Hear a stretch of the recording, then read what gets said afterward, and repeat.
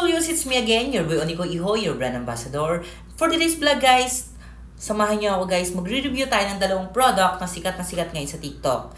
And yes, naisipan ko na i-content to just because kaninang umaga pagpasok ko sa work and pag uwi ko kaganina galing sa work, ilang beses ko siya nakita sa TikTok ko. So kanina pag uwi ko, nakita ko yung si Watson. So yun, dumaan ako para bumili ng product nito, which is ang brand name niya guys is Dazzle Me. Ayan.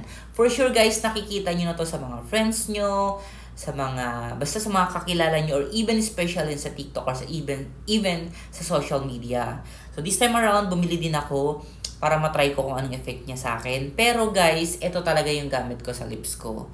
So ito siya, si Lip Serum for Men, protects, glows, and moistured under by NV. Ayan. So nabili ko lang din siya sa TikTok. Hindi ko lang matandaan kung magkakano to. Pero matagal na siya sa akin. Around 3 months na ata sa akin. At grabe guys, ang dami pa rin niya. Diba? So think na everyday ko siya ginagamit Sobrang sulit nito guys. Kasi kunti lang ilalagay mo sa lips mo. Pero ano siya, tawag nito. Pero tawag nito, nagiging pinkish, nagiging kissable lips ako pag gamit ko to. But this time around, itatry din natin to kasi sobrang curiosity ko ngayon dito sa Dazzle Me na to. At yes guys, mabibili nyo to sa Watsons or sa TikTok itself.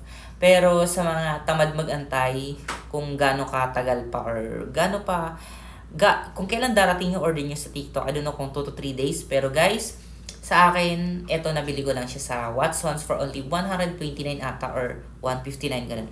Basta mura lang siya guys. Ayan. So this time, i-compare natin yung gamit ko, yung daily na gamit ko sa bago ko. Ito ngayon. So, pero syempre hindi ko pa rin magpapalit to kasi favorite ko to. So, this time, ita-try lang natin kung anong effect niya. So, upon opening it guys, actually dito sa kulay niya, ito, sobrang clear na parang may pagka-pinkish dun sa loob niya. Ganun yung looks niya. While, ito, meron siyang flat tip na, tawag nito, na applicator. Itatry natin siya ngayon. Bawasan natin kasi medyo makapal.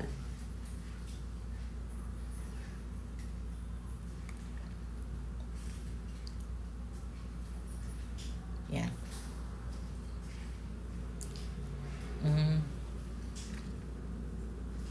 Ayan.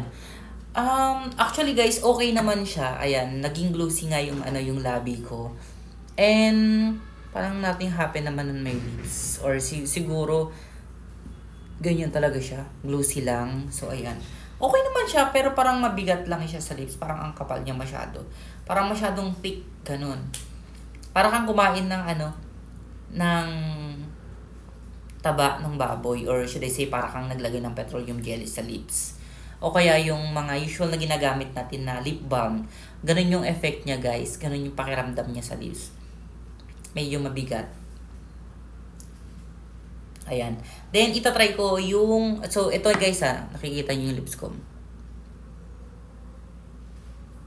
Ayan, naging glossy lang siya, diba? So this time, tatanggalin naman natin yung, sorry, wala kasi akong wipes.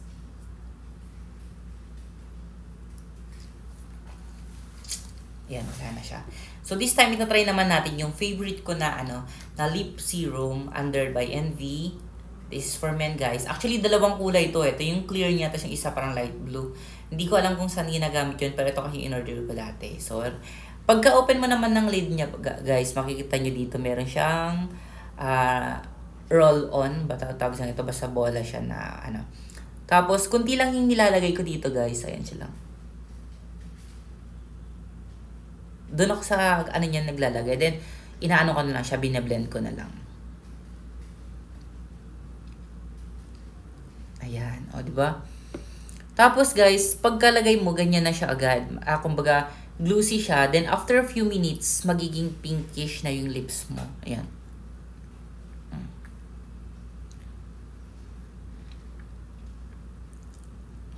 Yan yung effect niya guys, kaya mas gusto ko talaga to, or should I say, gustong gusto ko to na ginagamit, especially pag may mga ganap ako like hosting, guesting, or even sa mga pageant ko, sa mga sumasali ko sa pageant. Ito yung ginagamit ko kasi sobrang, ayan, Ang ganda niya sa lips guys, nakaka-fresh yung lips, para ka nagiging kissable lips, ayan. Pero maganda naman din siya. Siguro proper combination tong dalawang to. Kasi bukod sa gagawin niyang pink, ayan, nagiging kissable lips yung yung lips mo, tapos nagiging pink. Siguro papatungan mo siya ng ganito. I guess lang. Papatungan mo siya nito.